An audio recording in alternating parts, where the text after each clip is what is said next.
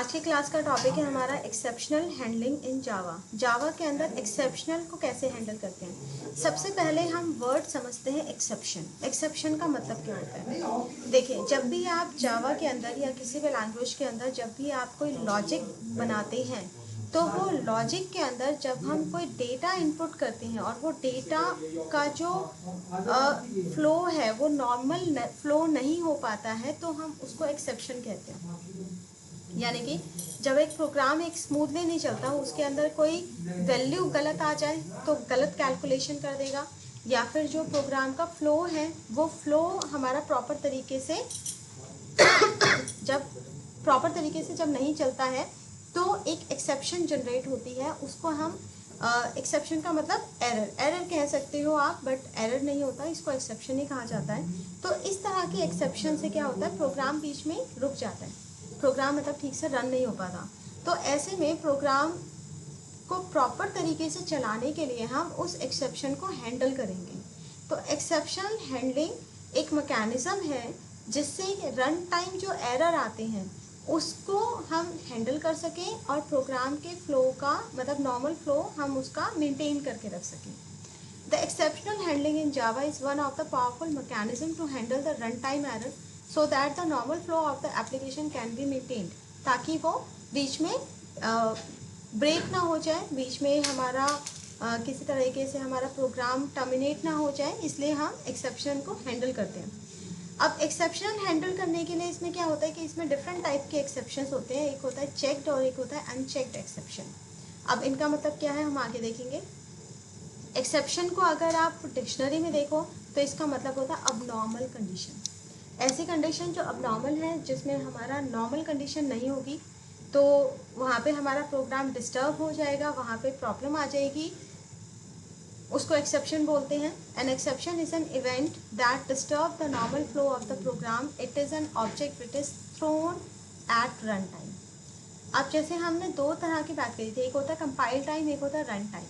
Compile time पे code check किया जाता है, कोड में अगर कोई प्रॉब्लम नहीं है तो कंपाइल ठीक से कर देगा। लेकिन रन टाइम पे क्या होता है कि अगर मैं कोई गलत नंबर दे देती हूँ, या जैसे मान लो इंटीजर, अगर इंटीजर वैल्यू मांगी गई है उसमें मैं स्ट्रिंग दे देती हूँ, या इंटीजर में अगर मैं डबल पास कर देती हूँ तो वहाँ प्रॉब्लम हमारी कुछ और आ जाएगी। तो इस तरह से क्या होता है कि वो प्रॉब्लम हमें रन टाइम पे ही समझ में आएगी जब हम सही नंबर की जगह या सही वैल्यू की जगह कोई गलत वैल्यू हम उसको प्रोवाइड कर देते हैं। तो एक्सेप्शन हैंडलिंग के एडवांटेज क्या है। The core advantage of the exceptional handling is to maintain the normal flow of the application, कि एप्लीकेशन का नॉर्मल फ्लो बना रहे। Exception normally disturb the normal flow of the application. जब exception occur होती है तो एप्लीकेशन का normal flow disturb हो जाता है, तो इसलिए हमें उसको हैंडल करने की ज़रूरत है। अब एक्सेप्शन भी जावा के अंदर बहुत सारे एक्सेप्शन हैं। तो रूट क्लास जो होती है वो जावा एक्सेप्शन होती है, ठीक है। और इसके अंदर हमारे पास दो और सब क्लासेस होती है जिसको हम एक्सेप्शन और एरर कहते हैं, और इसकी हायरार्की कुछ इस तरह से दे रखी है, आप ये देखो। तो सबसे पहले जो मेन क्लास होती है उसको हम कहते हैं थ्रोएबल। थ्रोएबल क्लास के दो चाइल्ड क्लास हैं, एक एक्सेप्शन और एक एरर, ठीक है। एक्सेप्शन कौन कौन सी एक्सेप्शन होती है। एक होता है आईओ एक्सेप्शन, यानी कि जब आप इनपुट आउटपुट गलत देते हो। दूसरा होता है एसक्यूएल एक्सेप्शन। एसक्यूएल का मतलब होता है जब डेटाबेस से हमारा डेटा सही नहीं आ रहा है या डेटाबेस में डेटा गलत जा रहा है। क्लास नॉट फाउंड एक्सेप्शन, आप कुछ जैसे जब हम स्कैनर का एससी यूज़ कर रहे हैं और हमने ऊपर स्कैनर को अगर इंपोर्ट नहीं किया है तो वहाँ पे कैसी एक्सेप्शन आती है कि क्लास नॉट फाउंड, की क्लास नहीं मिली है। अगर वो प्रॉपर क्लास की लाइब्रेरी हमने नहीं दी है तो इस तरह की एक्सेप्शन आती है। फिर रन टाइम एक्सेप्शन आती है। ये जो एक्सेप्शंस हैं ये आपका कंपाइल टाइम पे पकड़ा जा सकता है, ठीक है। बट रन टाइम एक्सेप्शन कौन सी होती है, जो रन टाइम पे ही पता चलेगी, जैसे कि अर्थमेटिक एक्सेप्शन। एग्जांपल्स बताऊंगी।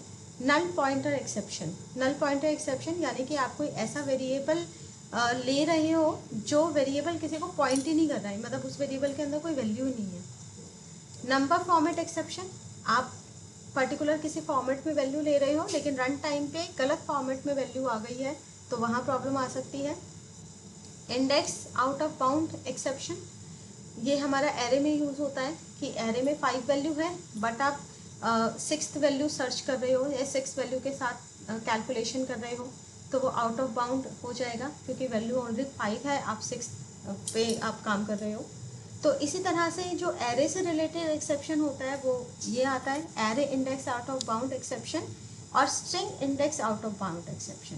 ये वाला होता है इंटीजर एरे, ठीक है, और ये होता है स्ट्रिंग एरे, यानी कि स्ट्रिंग जो कैर एरे जो हमने कल की क्लास में पढ़ा था उससे रिलेटेड ये एक्सेप्शन जनरेट होती है। तो ये होती है एक्सेप्शन। एरर, एरर क्या होता है? Stack overflow error. Stack overflow क्या होता है कि जब भी हमारा जावा प्रोग्राम रन करता है तो वो स्टैक मेमोरी में जाता है, और स्टैक मेमोरी अगर फुल हो जाती है तो ओवरफ्लो एरर देगा। वर्चुअल मशीन एरर, अगर आपका वीएम ठीक से काम नहीं कर रहा, जो जेवीएम है जावा वर्चुअल मशीन जो ठीक से काम नहीं कर रहा, तो वहाँ वर्चुअल मशीन एरर आता है।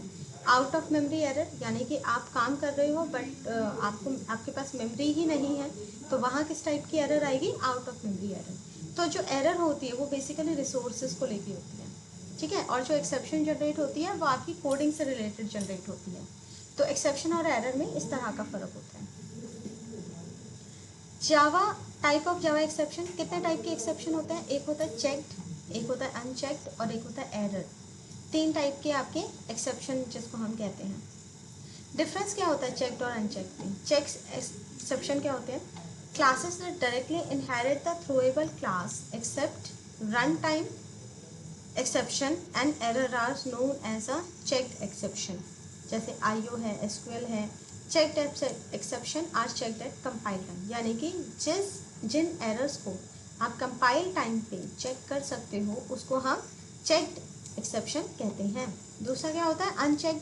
अनचेक्ड में क्या होता है?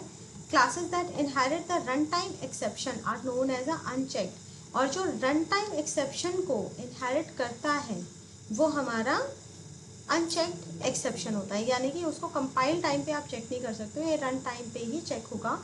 Example arithmetic exception, null pointer exception, array index out of bound exception, ठीक है, ये हमारे अनचेक्ड हैं। Not checked at compile time, जो कंपाइल टाइम पे चेक नहीं हो पाते हैं। और एरर किसको कहते हैं? एरर आर इररिकवरेबल, यानी कि जिसको रिकवर नहीं किया जा सकता। आप चेक्ड या अनचेक्ड जो एक्सेप्शन होती है उसको रिकवर कर सकते हो but you can't recover the error. जैसे मेमोरी नहीं है तो नहीं है, ठीक है, वर्चुअल मशीन का एरर है तो वो एरर है, असर्शन एरर है तो एरर है, ठीक है। तो ये डिफरेंट टाइप के आपके एरर्स आते हैं। अब जावा में एक्सेप्शन को हैंडल करने के लिए क्या कीवर्ड यूज़ किए जाते हैं, यानी कि कैसे एक्सेप्शन यूज़ करते हैं, कैसे हैंडल करते हैं, तो उसके लिए आपके पास कुछ यहाँ पे कीवर्ड्स हैं, जैसे कि try, catch, finally, throw and throws. इन कीवर्ड्स का यूज़ करके हम क्या करते हैं? हम एक्सेप्शन को हैंडल करते हैं। ट्राई क्या होता है? Try keyword is used to specify a block where we should place the exception code, यानी कि एक्सेप्शन ऐसे कोड जिस कोड में आपको लगता है कि एक्सेप्शन अकर हो सकती है, उन कोड्स को हम ट्राई के अंदर रखते हैं। It means we can't use the try block alone, the try block must be followed by either catch or finally block. अब ट्राई ब्लॉक के अंदर क्या होता है कि जिस लाइन में हमें पता है कि जब मान लो हम यूज़र से एंटर करा रहे हैं कुछ, और यूज़र अगर गलत डेटा एंटर कर सकता है और बाद में कैलकुलेशन में प्रॉब्लम हो सकती है, ऐसे कोड को हम ट्राई के अंदर रखते हैं। ट्राई क्या करता है? उसमें से जो भी प्रॉब्लम आती है उस प्रॉब्लम को वो किसको देता है? उस प्रॉब्लम को वो कैच को देता है, यानी कि ट्राई के साथ कैच होना ज़रूरी है, इट्स मस्ट। तो catch block is use to handle the exception, जो एक्सेप्शन ट्राई में जनरेट हुई है उसको हैंडल करने के लिए कैच होता है, वो उसको कैच करता है। It must be precise by the try block, और ट्राई ब्लॉक के बाद हमारा कैच ब्लॉक होता है। Means we can't use the catch block alone, catch block भी खाली यूज़ नहीं होता, ट्राई ब्लॉक भी अकेला यूज़ नहीं होता है, दोनों ही यूज़ होते हैं, ठीक है। और followed by the finally block, और इसके बाद फाइनली ब्लॉक होता है। तो ट्राई कैच ये दोनों बिल्कुल साथ में यूज़ होते हैं, जयवीरू हैं बिल्कुल, ठीक है, इनको अकेले अकेले यूज़ नहीं कर सकते। लेकिन इसके बाद के जो फाइनली थ्रो एंड थ्रोज हैं ये आपकी मर्जी है, आप इसको दो या मत दो वो चलता है, बट ट्राई कैच दोनों ही होने चाहिए, ये अकेला नहीं चलता। Finally block is used to execute the necessary code of the program, execute whether the exception is handled or not. अब फाइनली ब्लॉक के अंदर हम वो वाला कोड देते हैं जो कोड हमें ज़रूरी चलाना ही है, चाहे एक्सेप्शन अकर हो या ना हो, ठीक है, हैंडल हो या ना हो, किसी भी तरीके में हमारा फाइनली ब्लॉक चलेगा ही चलेगा, ये मस्ट है, हमेशा चलेगा ये। अब थ्रो कीवर्ड क्या करता है? Throw keyword is use to throw an exception, यानी कि अगर स्पेशली हमें कोई एक्सेप्शन जनरेट करनी हो यूजर डिफाइंड, तो हम थ्रो का यूज करते हैं। और throws keyword is use to declare the exception, ये एक्सेप्शन को डिक्लेयर करता है। Specify that there may be occur an exception in the method, it doesn't throw an exception, it is always use with the method signature. तो यहाँ पे हमारा throws क्या होता है? थ्रोज हमारा डिक्लेयर करता है, मतलब ऐसी जगह पे जहाँ पे एक्सेप्शन अकर हो सकती है वहाँ पे हम थ्रोज का यूज़ करते हैं। इसको हम आगे देखेंगे थ्रो एंड थ्रोज को। तो चलिए स्टार्ट करते हैं। सबसे पहले ट्राई कैच ब्लॉक हमारा कैसे काम करता है। आपने एक क्लास बनाई, ठीक है, मेन मेथड बनाया। अब मान लीजिए एक हम कंडीशन लेते हैं, अगर किसी भी नंबर को आप 0 से डिवाइड करते हो तो क्या आंसर आता है?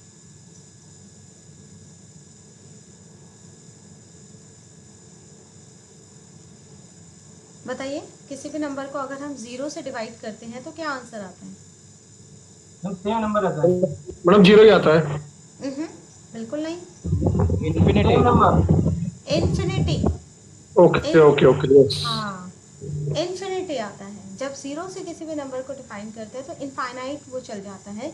तो इन्फिनिटी कोई एक नंबर है नहीं, तो ये ऐसा कोड है जो क्या करेगा, एरर या एक्सेप्शन क्या करेगा, जनरेट करेगा। क्योंकि इन्फिनिटी के लिए लैंग्वेज को समझता नहीं है, इन्फिनिटी को कैसे बताएगा। तो ऐसे में क्या हुआ कि अगर किसी नंबर को अगर आप 0 से करते हो तो कैच में क्या करता है, मतलब हमें पता है इस लाइन में एक्सेप्शन अगर हो सकती है, तो उसको हमने ट्राई के अंदर रखा। और उसके बाद कैच में क्या होता है, कैच में हमें ये बताना पड़ता है कि किस टाइप का एक्सेप्शन इसमें आ गया है, हमें वो क्लास बतानी पड़ती है। तो अर्थमेटिक एक्सेप्शन, हमने क्लास का एक रेफरेंस वेरिएबल लिया ई, और उस ई को हमने प्रिंट करा दिया। इससे क्या होता है कि ये किस टाइप का एक्सेप्शन है वो हमें यहाँ पे प्रिंट करके बता देगा। तो चलिए करके देखते हैं।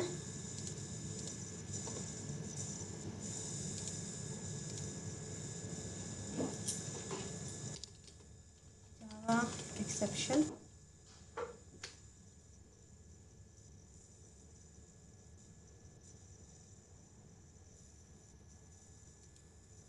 तो ये बना।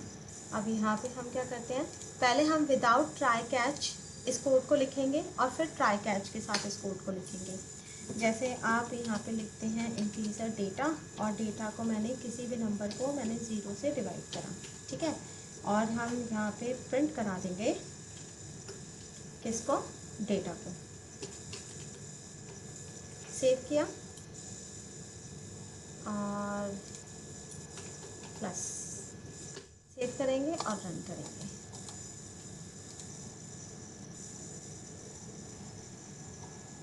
तो ये देखिए रन करते ही आपको आउटपुट में क्या दिखा, इसने एक एक्सेप्शन दिया, यहाँ पे दिख रहा है एक्सेप्शन इन थ्रेड मेन, और इसने बता दिया Java dot lang dot arithmetic exception divide by 0, यानी कि इसने एक्सेप्शन का नाम भी दे दिया। यानी कि जो क्लास बनी हुई है हमारी थ्रोएबल के अंदर, इसने वो पूरा हमें मेथड बता दिया। तो ये जो आउटपुट आ रहा है ये एक्चुअल एक एक्सेप्शन की तरह, मतलब एक्सेप्शन शो कर रहा है। बट हमें कुछ इस तरह, क्योंकि अब प्रोग्राम क्या है, अगर आप इसके नीचे एक और लाइन लिखते हो यहाँ पे, दिस इज एक्सेप्शन अकर, ठीक है। मान लीजिए हमने ये वाली लाइन लिखी और फिर हम दोबारा से रन करते हैं, तो क्या प्रॉब्लम आई, प्रॉब्लम क्या आई, जहाँ ये वाली लाइन थी ये इसी लाइन पर अटक गया, ठीक है। यहीं पे इसने एक्सेप्शन दे दी, पता है हमें एक्सेप्शन है, एक्सेप्शन दे दी, लेकिन बाद की जो 2 लाइन है वो इसने नहीं चलाई। तो मतलब प्रोग्राम का नॉर्मल फ्लो क्या हुआ, डिस्टर्ब हो गया। अब हमें प्रोग्राम के नॉर्मल फ्लो को क्या करना है, डिस्टर्ब नहीं करना है। हम चाहते हैं प्रोग्राम का नॉर्मल फ्लो सही तरीके से चले। तो जिस लाइन में एरर हो सकती है हम उसको किस में रखेंगे, ट्राई के अंदर, ठीक है। और ट्राई के जस्ट बाद हमारा क्या बन लगता है, हमारा कैच लगता है। और कैच के अंदर हम क्या लिखेंगे, अगर एक्सेप्शन अगर हुई तो उसके बदले हमें क्या मैसेज प्रिंट कराना है, तो वो हम यहाँ पे प्रिंट कराएंगे, ठीक है। तो एस आउट, सबसे पहले ये कह रहा है यहाँ पे किस तरह का, क्योंकि अर्थमेटिक एक्सेप्शन है तो अर्थमेटिक एक्सेप्शन का एक हमें रेफरेंस वेरिएबल बनाना है और यहाँ पे उसको प्रिंट करना है, ठीक है। और ये नॉर्मल हमारा ये चल रहा है, नॉर्मल फ्लो है। तो सेव करो और फिर इसको create local variable data string data.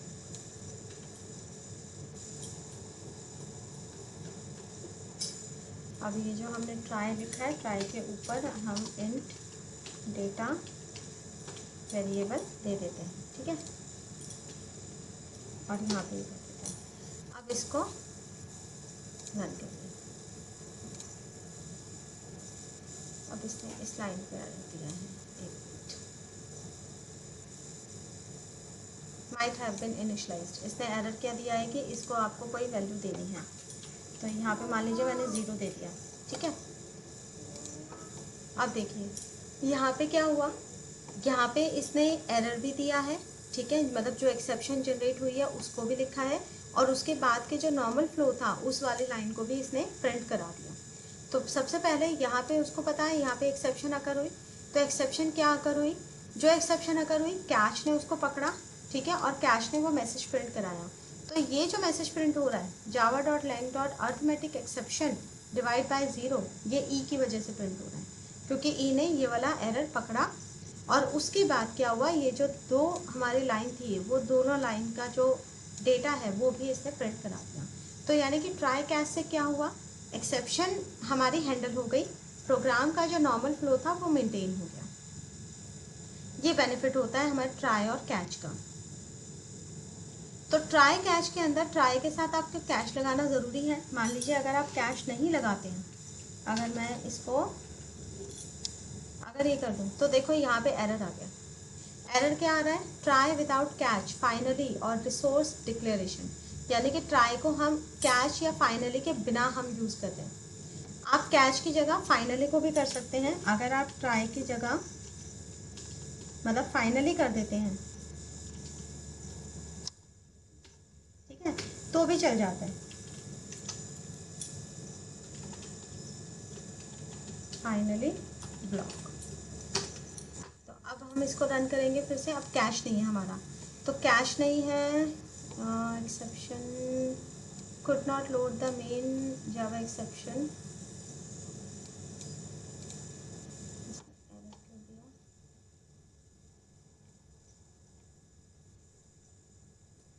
Reach end of file, okay. तो अब देखो इसने एरर क्या दे दिया, क्योंकि हमारे पास कैश नहीं है तो कैच का इसने एरर दिया है कि ये ठीक से स्मूथ इसका प्रोग्राम का फ्लो नहीं हो रहा है। तो ट्राई के साथ आपको कैश लगाना मस्ट है। तो अब हम इसको सेव करते हैं फाइनली। अब इसको रन करिए तो अब देखो सही चल रहा है। पहले उसने एक्सेप्शन दे दिया, फिर उसने फाइनली ब्लॉक चला दिया और उसके बाद की 2 लाइन चला दी, ठीक है। फाइनली ब्लॉक का काम क्या होता है, फाइनली हर हाल में चलेगा ही चलेगा, एरर अकर हो या ना हो। अभी देखो जैसे एरर अकर है, अब हम इसको 5 से डिवाइड कर देते हैं तो अब कोई एरर नहीं होगी, ठीक है। तो अब चला के देखो, अब प्रोग्राम रन करते हैं तो क्या दिखा रहा है, सीधा फाइनली ब्लॉक दिखा रहा है, डेटा की वैल्यू दिखा रहा है 20 और दिस इज एक्सेप्शन अकर, यानी कि उसने ये 3 लाइनें चला दी। अब ना तो कैच वाला काम नहीं चला। कैच कब चलेगा, जब ट्राई के अंदर कोई एक्सेप्शन अकर होगी तभी कैच रन करता है, अदरवाइज कैच रन नहीं करेगा। अगर ट्राई को एक्सेप्शन नहीं करता है तो कैच ब्लॉक नहीं चलता है, अगर यहाँ एक्सेप्शन होती है तो ही कैच चलेगा।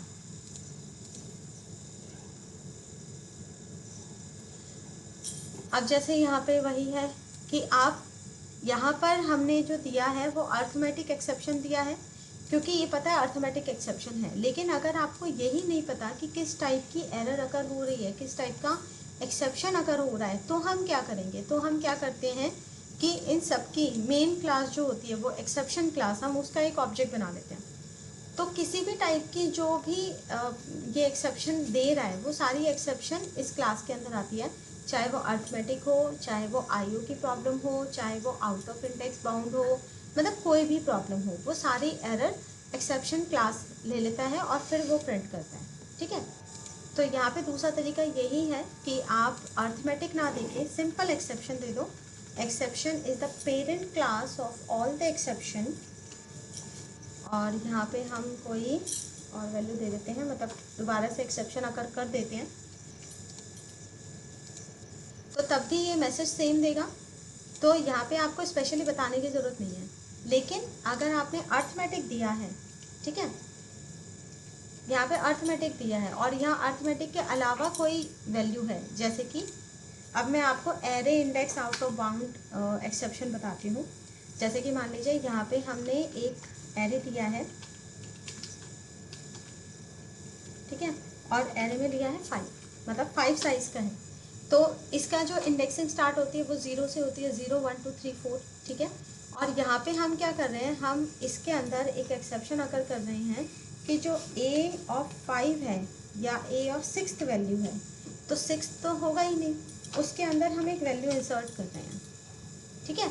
और फिर हम क्या कर रहे हैं, हम उसको प्रिंट कराएंगे। तो अब इसमें क्या है, ये जो एरर है वो अर्थमेटिक नहीं है, वो array index out of bound है। तो अब इसको रन करके देखिए, तो अब इसने क्या दे दिया, सिर्फ फाइनली ब्लॉक चलाया और इसने देखो प्रॉपर एक्सेप्शन दे दी।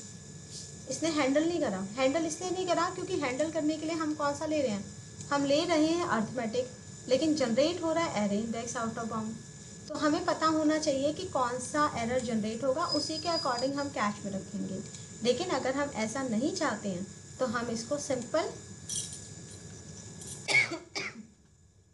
एक्सेप्शन क्लास ले लेते हैं। अब चाहे किसी भी टाइप की एक्सेप्शन जनरेट हो, ये हैंडल कर लेगा। और देखो इसने हैंडल कर दिया। क्या हैंडल करा कि java.lang.array index out of bound index 6 out of bound for length 5, ठीक है। अब इसमें अब हम एक साथ दो एक्सेप्शन अकर कर देते हैं। कौन सी, अर्थमेटिक भी कर देते हैं और एरे इंडेक्स भी कर देते हैं, ठीक है। तो दोनों हो गई। अब देखते हैं दोनों को ये पकड़ेगा या नहीं पकड़ेगा। अब हमने इसे मेन क्लास ही रखी है।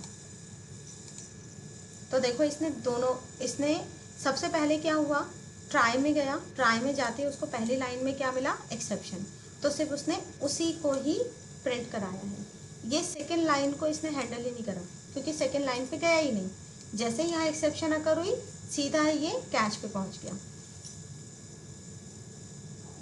फ्लो हमारा कुछ इस तरह से चल रहा है, ठीक है।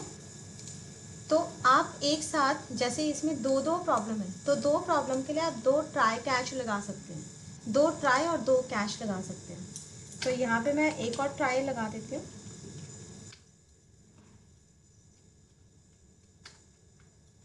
और ये वाले कोड को हम यहाँ कर देते हैं, ठीक है। कैच क्या है, कैच सिंगल है, कैच अभी हमारा सिंगल है। तो इसने एरर दिया। एरर क्या दिया, क्योंकि जितने ट्राई ब्लॉक होंगे उतने ही कैश ब्लॉक होंगे। तो 2 ट्राई ब्लॉक हैं तो हमें 2 कैश ब्लॉक बनाने पड़ेंगे। तो अब 2 ट्राई है, 2 कैच है। और अब इसको यहाँ पे इसने दोबारा से एरर दे दिया। क्या, एक्सेप्शन हैज़ ऑलरेडी कॉल्ड। यहाँ पे क्या है, क्योंकि अभी हमने पेरेंट लिखा है और फिर नीचे भी पेरेंट दिया है, तो 2 बार हम पेरेंट नहीं देंगे। हमें क्या करना है, हम सबसे पहले छोटी वाली क्लास लिखेंगे और उसके बाद उसकी पेरेंट क्लास लिखेंगे। तो अब हमें यहाँ पे देना है अर्थमेटिक,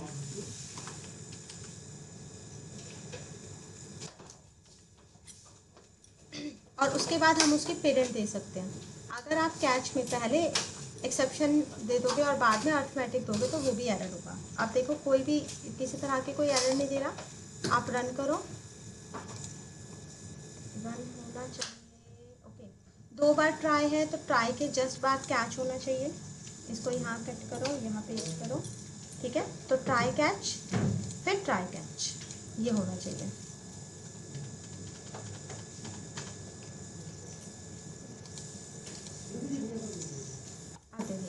एरे अर्थमेटिक का भी दे दिया, array index out of bound भी दे दिया, दोनों दे दिया, ठीक है। लेकिन अब मैं आपको यही कैच यानी कि पेरेंट कैच को पहले दे देती हूँ और चाइल्ड कैच को बाद में देती हूँ। तो क्या ये चलेगा? इसने यहाँ पे एक्सेप्शन दे दिया। ठीक है, एक बार चेक कर लेते हैं। तो देखो इसने एरर दे दिया। ठीक है, एरर क्या दिया? क्योंकि इसने इस वाले ने तो पकड़ लिया, जब भी पेरेंट वाला एक्सेप्शन पहले देती हूँ तो चाइल्ड वाला एक्सेप्शन बाद में नहीं दे सकते। तो हमेशा कैच में जो भी दोगे वो ऑर्डर्ड होना चाहिए।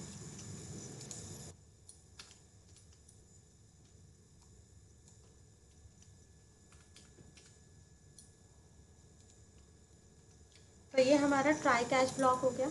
नेक्स्ट उसके बाद हम बात करते हैं मल्टीपल कैच ब्लॉक। जैसे अभी मैंने बताया, एक ट्राई के जैसे अभी जो मैंने एग्जांपल दिया उसमें तो ये था कि एक ट्राई एक कैच, एक ट्राई एक कैच, लेकिन आप एक ट्राई के लिए 2 कैचेस लगा सकते हैं। तो आपने ये ट्राई करा, ठीक है, एक एरे क्रिएट करा, एरे के वही आउट ऑफ इंडेक्स बाउंड वाला है, इसमें एक अर्थमेटिक लगाया, दूसरा एरे आउट ऑफ इंडेक्स लगा दिया, index out of bound exception. तो यहाँ पे क्या होगा कि ट्राई के अंदर जिस टाइप की भी एरर जनरेट होगी उसी टाइप का जो है कैच उसको पकड़ लेगा। अगर पहला वाला कैच मैच नहीं करता तो दूसरा वाला कैच उसको मैच करेगा। ठीक है, फिर तीसरा वाला कैच हमने क्या दिया? पेरेंट वाला दे दिया। तो इसको देख लेते हैं। एक और क्लास बना लेते हैं मैं यहाँ पे, जावा क्लास, और यहाँ पे हम लिखते हैं मल्टीपल कैच। ठीक है, या मल्टी कैच कर देते हैं। अब मल्टी कैच नाम से हमने करा, तो ये क्लास है तो इसका एक मेथड बनाना पड़ेगा, वॉइड पब्लिक वॉइड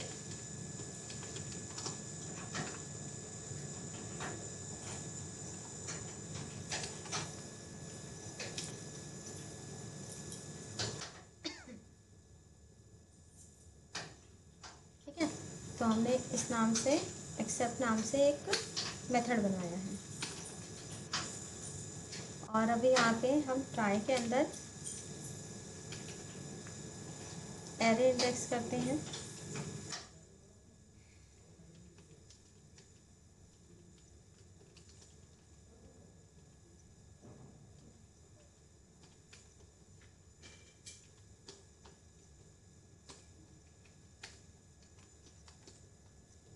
पहला catch,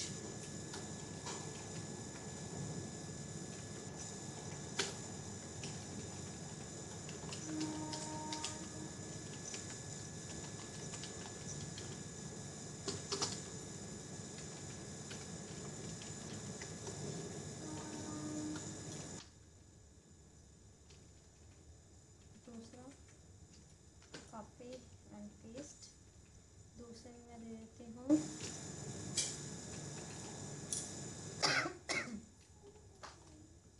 array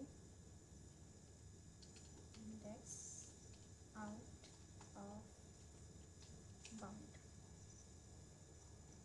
array out of bound index, array index out of bounds. ठीक है, तीसरा कैच हम कर देते हैं, और तीसरे कैच में सिंपल एक्सेप्शन। अब यहाँ पे ये नहीं पता, जैसे अगर हमें ट्राई के अंदर ये नहीं पता किस टाइप का एक्सेप्शन आएगा, तो हमने मल्टीपल कैच लगा दिए, जो एक्सेप्शन आएगा वो इसको पकड़ लेगा। ठीक है, अब इसको हमें रन करने के लिए क्या करना पड़ेगा, जो हमारी पहली क्लास में है उसका इसमें इसको उसका ऑब्जेक्ट बनाना है। तो मैं ये सारा अभी कमेंट बना देती हूँ।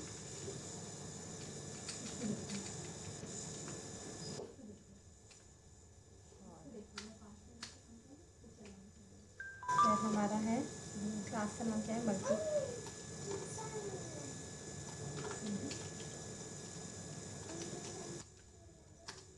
Catch C1 equals to new multi catch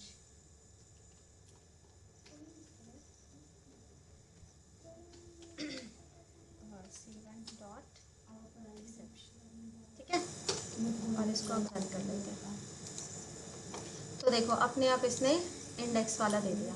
ठीक है, अगर वहाँ पे जो अगर हम इसको ना देके मैं इसको कर देती।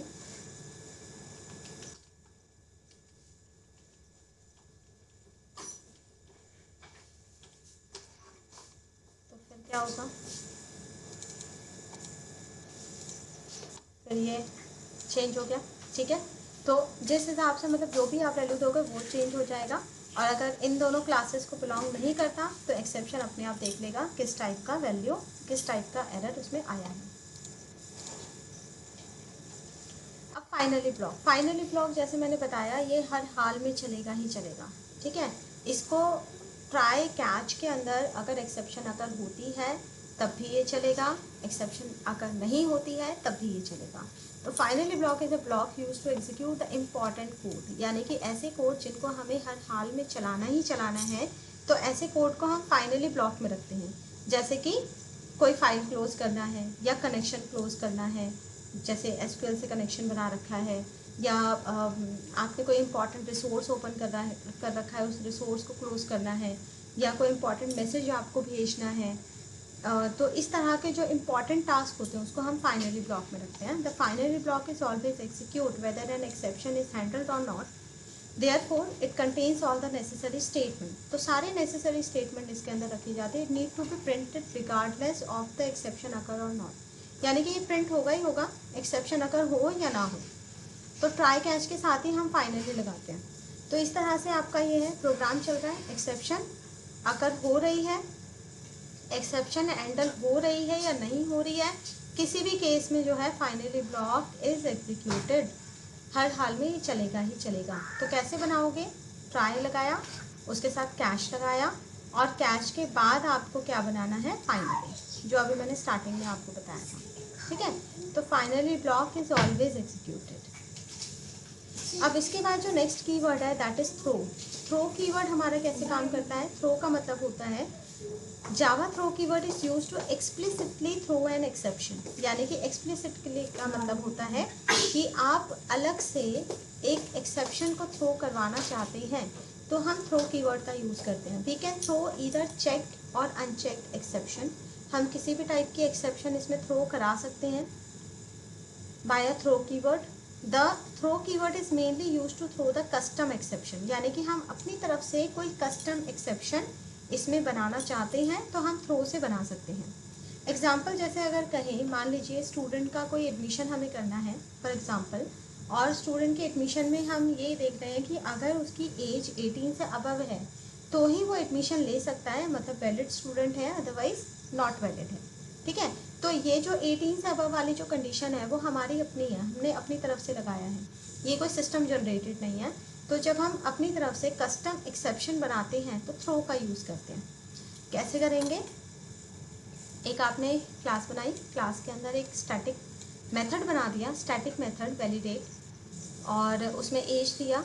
ठीक है, और जो एज पास होगी, एज अगर 18 से लेस देन है तो हम यहाँ पे एक एक्सेप्शन थ्रो कर रहे हैं, throw new exception arithmetic exception not valid, और ये किस टाइप की एक्सेप्शन होगी, अर्थमेटिक। और अदरवाइज क्या बताएगा, system out dot println welcome to vote.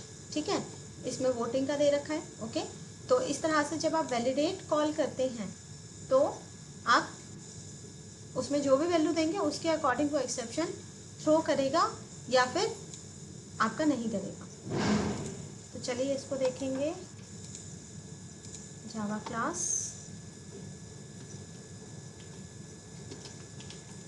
तो एक्सेप्शन। ठीक है, इस नाम की हमने एक क्लास बना ली, और अब हम यहाँ पे क्या करेंगे, स्टैटिक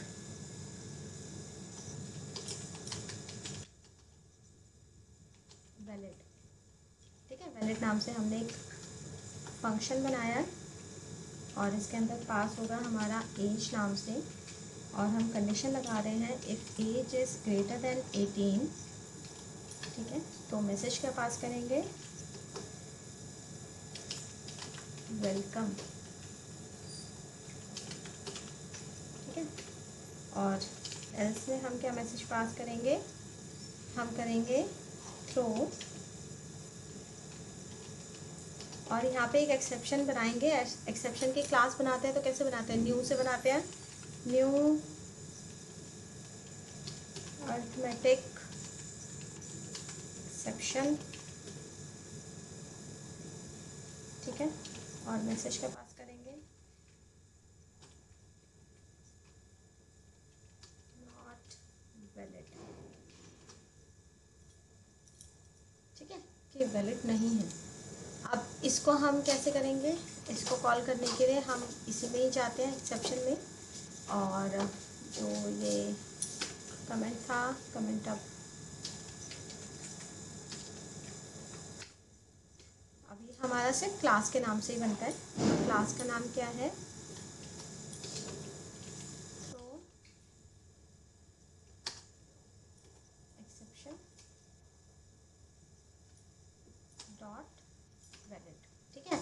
अब वैलिड के अंदर क्या वैल्यू डालना चाहते हो आप, चाहे यूज़र से एंटर करा दो, तो यहाँ पे हम एक एज नाम का वेरिएबल लेते हैं और एज से एंटर करा देते हैं age equals to sc dot next in. अब sc नहीं है तो स्कैनर क्लास का ऑब्जेक्ट बनाना पड़ेगा,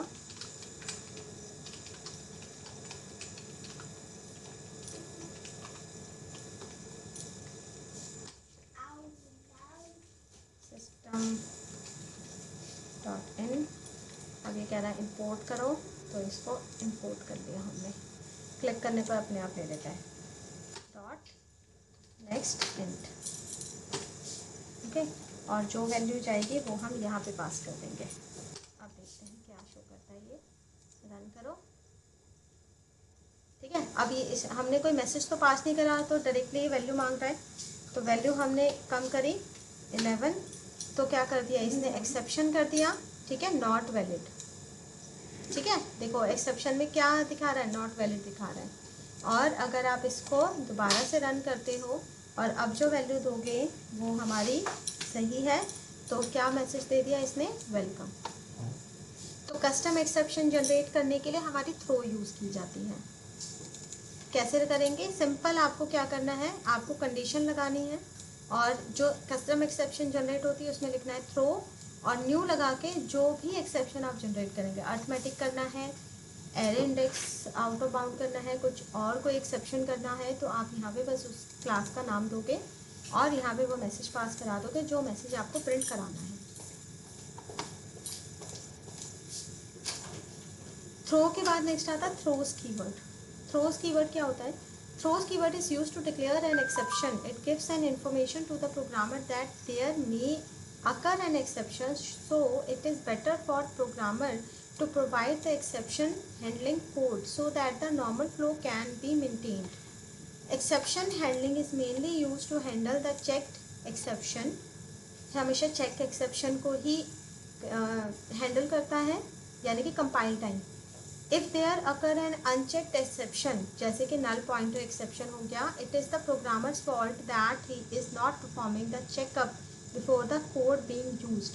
यानी कि यहाँ पे क्या होता है कि थ्रोज का मतलब है कि कोई एक ऐसा कोड जिसमें एक एरर जनरेट हो सकती है, ठीक है, तो उसके एरर को, उसके जो एक्सेप्शन है उसको हमें कहीं और ट्राई कैश लगा के, मतलब उसको हमें ट्राई कैश लगा के हैंडल करना हो तो हम थ्रोज का यूज़ करते हैं।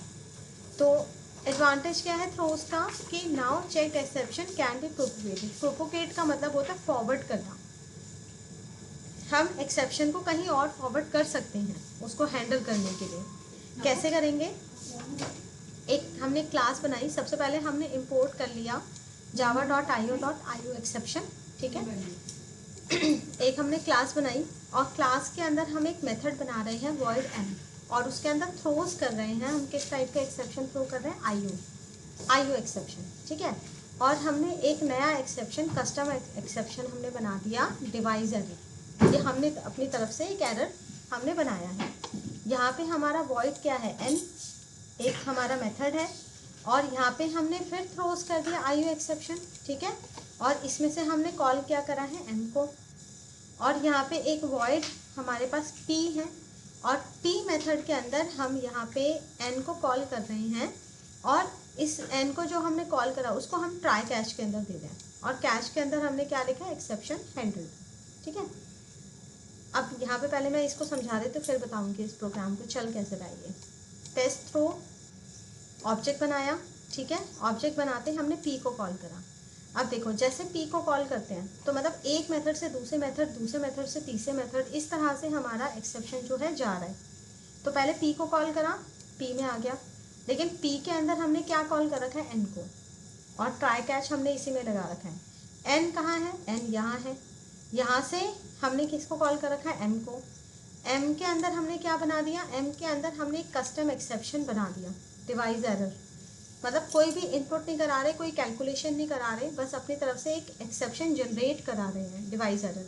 तो ये हैंडल कहाँ होगा, इसको हमने थ्रो कर रखा आईओ में, तो ये जाएगा पहले यहाँ पर एन के पास, एन ने भी थ्रो कर रखा आईओ ने, इस ये जाएगा फिर पी के पास, और पी में आके ये कैच इसको हैंडल करेगा।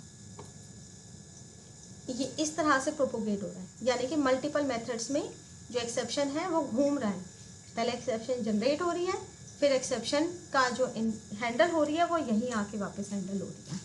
इसको हम थ्रोज कहते हैं।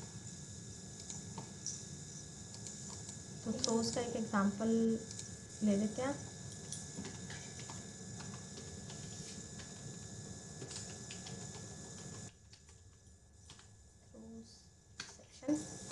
ठीक है,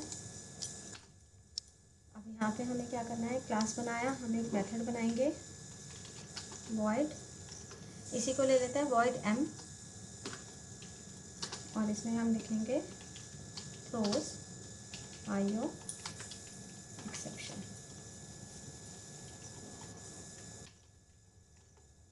ठीक है, इसमें एक नया एक्सेप्शन हम बना लेते हैं, थ्रो न्यू अर्थमेटिक है, आईओ है, कौन सा एक्सेप्शन है, आईओ एक्सेप्शन ही है।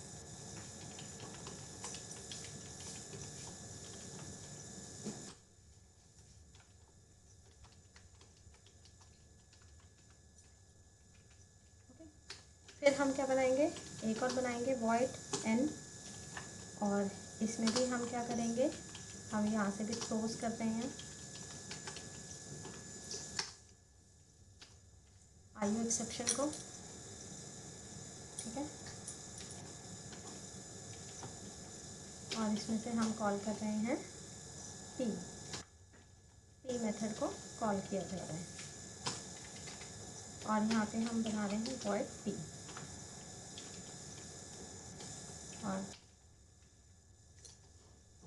void t से हम ट्राई कैच के अंदर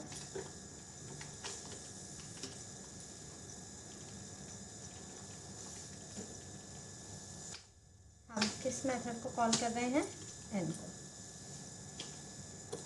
एक मिनट, यहाँ एम को कॉल किया जा रहा है, पी को नहीं, एम को। और यहाँ पे हम लिखेंगे एक्सेप्शन का ही मेन क्लास,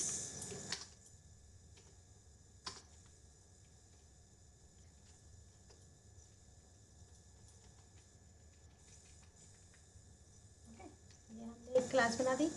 अब इसी का ही हमें ऑब्जेक्ट किस में बनाना है, मेन के अंदर बनाना है, तो सारे मेन का ऑब्जेक्ट मैं उसी मेन के अंदर बनाऊंगी। ठीक है, तो यहाँ पे हमारा ये वाला मेन मेथड था। ठीक है, तो मैं इसको डिफरेंट तरीके से कमेंट कर रही हूँ ताकि आपको समझ में आ जाए कि एग्जाम्पल सबके अलग अलग हैं। ठीक है, तो हमारा ये था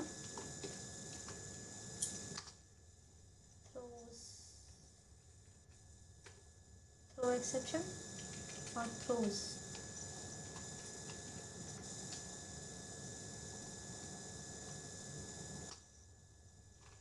T1 equals to new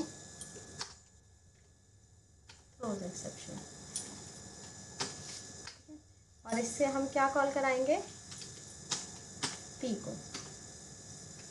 और फिर अब नॉर्मल फ्लो हो रहा है या नहीं हो रहा, उसके लिए हम एक मैसेज पास करा देंगे, normal flow of the program is maintained,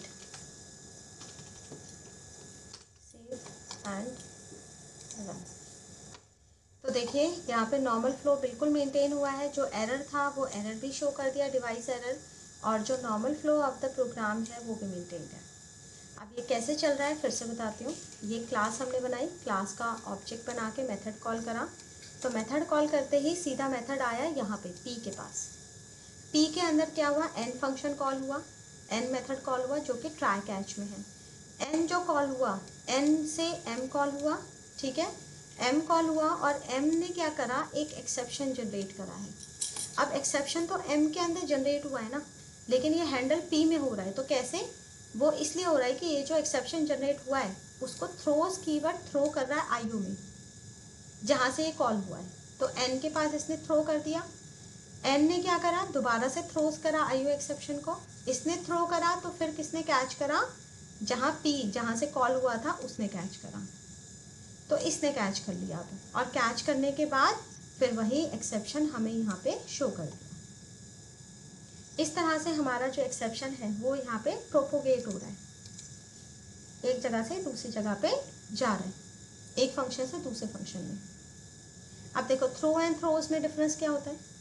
difference हमारा होता है कि definition, Java throw keyword is used to throw an exception explicitly in the code inside the function or the block of the function.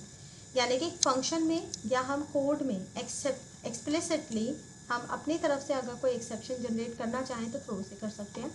और throws keyword is used to method signature to declare an exception which might be thrown the function while the execution of the code. और ये क्या करता है, जहाँ पे exception अगर हो सकती है, माइट बी, वहाँ से उस कोड को हैंडल करने के लिए थ्रोज का यूज़ किया जाता है। इसमें क्या है, type of exception using throw keyword can only propagate unchecked exception. यानी कि यहाँ पे क्या होता है, जो हमारा थ्रोज है, ये थ्रोज का एक्चुअली यहाँ पे आ गया है। जो थ्रोज क्या करता है, हमेशा अनचेक्ड एक्सेप्शन को लेता है। The checked exception can not be propagate, check exception propagate नहीं हो पाती है, और ये थ्रो से होता है। और throws keyword can be declare the both checked और अनचेक्ड। थ्रोज हमारा चेक अनचेक दोनों ही एक्सेप्शन को थ्रोज करता है, और can be use to propagate the checked exception only. लेकिन प्रोपोगेट किसको करता है, सिर्फ चेक्ड एक्सेप्शन को प्रोपोगेट करता है। इसका सिंटेक्स क्या है, the throw keyword is used by instance, मतलब एक हम एक्सेप्शन का इंस्टांस बनाते हैं न्यू कीवर्ड से, और इसमें क्या होता है, फॉलोड बाय द क्लास। इसमें क्लास के नाम का यूज़ करके हम एक्सेप्शन को थ्रोज करते हैं। Throw is use to within the method, ये हमेशा मेथड के अंदर होता है, और ये मेथड सिग्नेचर के साथ होता है। We allowed to throw only one exception at a time. यहाँ पे थ्रो क्या करता है, एक एक्सेप्शन को एक बारी में थ्रो करेगा, और यहाँ पे आप मल्टीपल एक्सेप्शन को एक बारी में थ्रोज कर सकते हैं।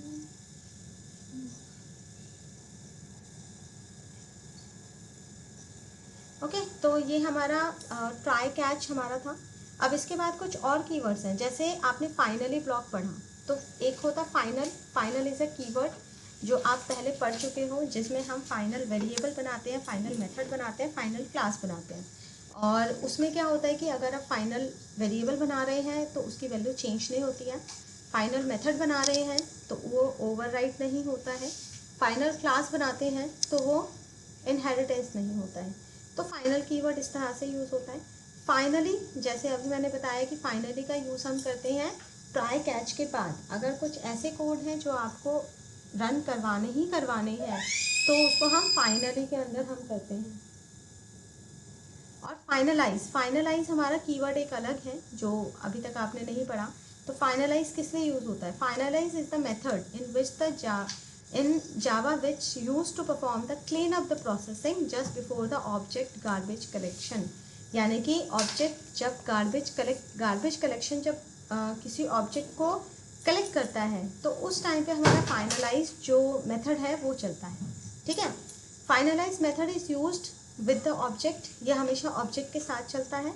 और finalize method perform the cleaning activity, यानी कि ये सारी क्लीनिंग एक्टिविटी करता है डिस्ट्रक्शन से पहले। अब डिस्ट्रक्शन का मतलब क्या होता है, जैसे कंस्ट्रक्शन जो कंस्ट्रक्टर होता है उससे हम ऑब्जेक्ट को इनिशलाइज करते हैं, वैल्यू प्रोवाइड करते हैं, उसी तरह जब डिस्ट्रक्टर यूज़ होता है तो ऑब्जेक्ट की वैल्यू को क्लीन किया जाता है, यानी कि ऑब्जेक्ट को मेमोरी फ्री किया जाता है।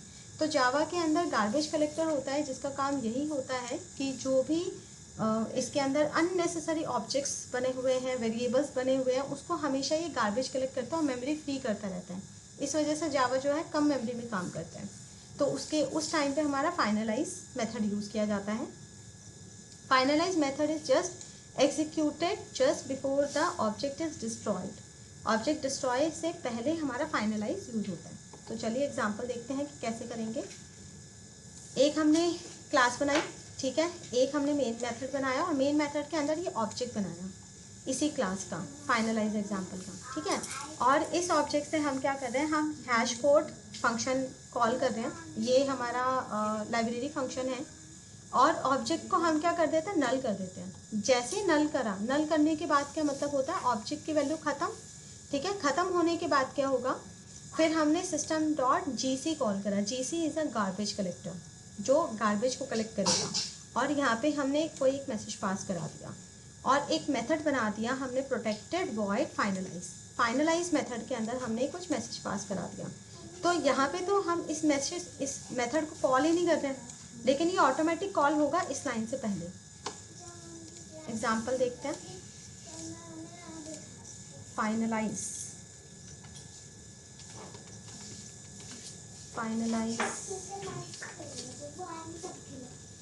एग्जाम्पल, ठीक है। फाइनलाइज एग्जाम्पल हमने कर लिया। तो चलिए इसको यहाँ नहीं करते क्योंकि इसके लिए एक मेन मेथड बनाना पड़ेगा। तो मैं एक और क्लास बना देती हूँ जिसमें हम इसको यूज़ करेंगे।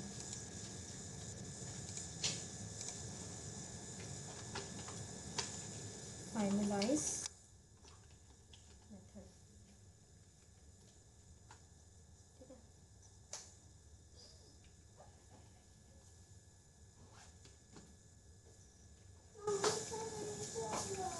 फाइनलाइज मेथड करते हैं, ठीक है। तो अब यहाँ पर ही हम क्या करेंगे, फाइनलाइज मेथड में मेन मेथड के अंदर इसका ऑब्जेक्ट बनाएंगे।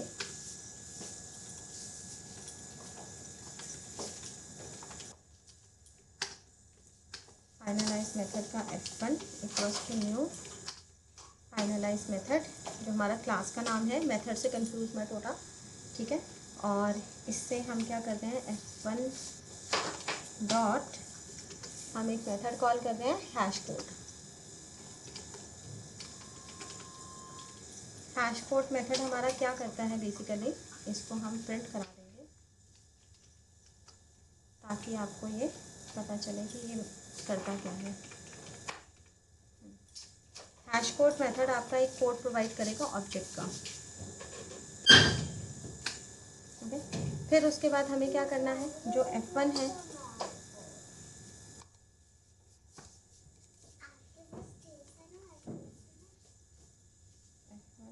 डॉट ये हैश कोड, और इसके बाद हम क्या करते हैं, F1 को हम नल प्रोवाइड कर देते हैं, ठीक है।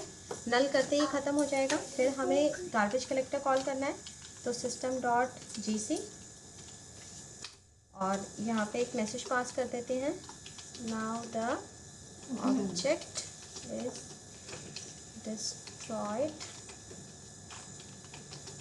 and we are in the last line of the program, ठीक है। हमने कोई मैसेज एक पास करा दिया। अब इसके बाद हमें क्या करना है, फाइनलाइज मेथड बनाना है। तो क्या सिग्नेचर है, protected void finalize,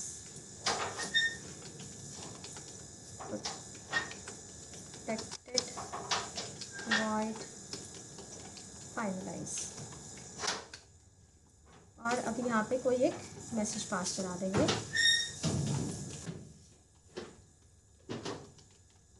finalize method is called and object is destroyed,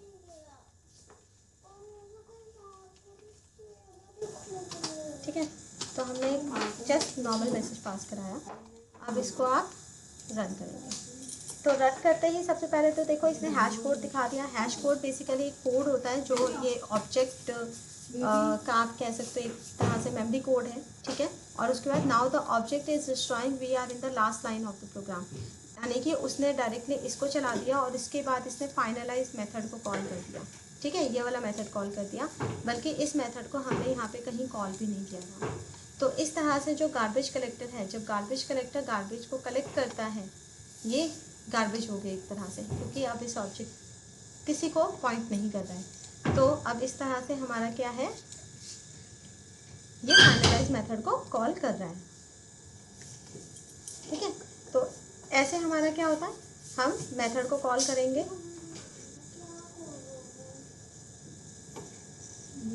ठीक है, तो ये अब हमारा हो गया ट्राई, कैच, फाइनली, फाइनलाइज। हमने हर तरह के इसमें कोड देखे जिसमें हम प्रोग्राम के अब नॉर्मल सिचुएशन को नॉर्मल करने के लिए हम इसमें परफॉर्म करते हैं।